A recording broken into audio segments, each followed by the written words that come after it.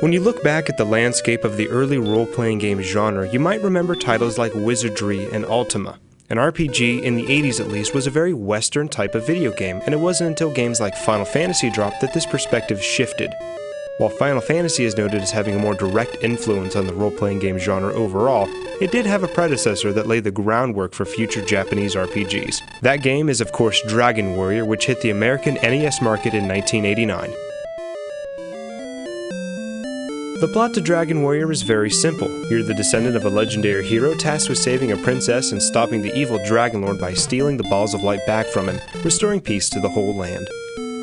Here's a CGR Undertow fun fact for the day. You can actually beat this game without rescuing the princess. It's just a lot easier if you actually do rescue her.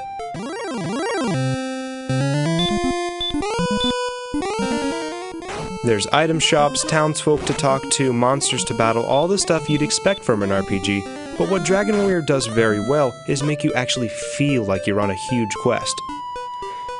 The overworld is large and the towns are far and few between, so the feeling of tension rises. You'll find yourself wondering if you can even get to an inn before the Dragon Lord's demons overtake you.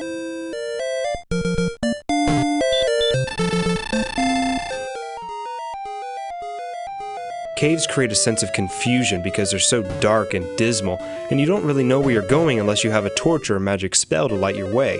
It's almost impossible to find your way out without those, and being lost in a cave can be deadly if you're out of items or at a low level. It's that sense of being alone that creates the tension in this game. No one has your back in Dragon Warrior, other than a hopefully reliable battery backup. Can you believe that the Japanese version of this game had a password system? I don't think I could deal with that.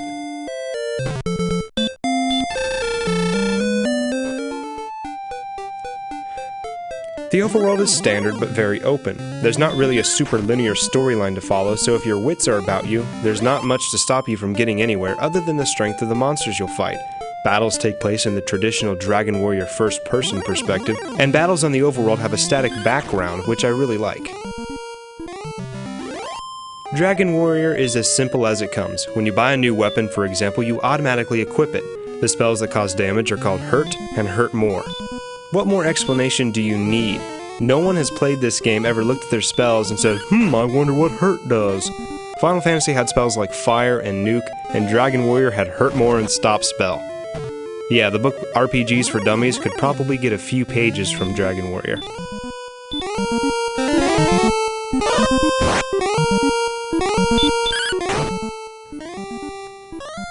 Lastly, let's talk about the real flaw in the game, and that's the difficulty. You'll need to spend several hours, yes, several hours, trying to level up your character in order to get strong enough to make it through every new area. I'm not exaggerating. It takes hours, hours, and hours just to get to another level and get enough money to buy new weapons. If you die, say goodbye to half your gold and be prepared to walk all the way back from the castle. You'll be hearing a death should not have taken thee more times than anything else in this game, I assure you.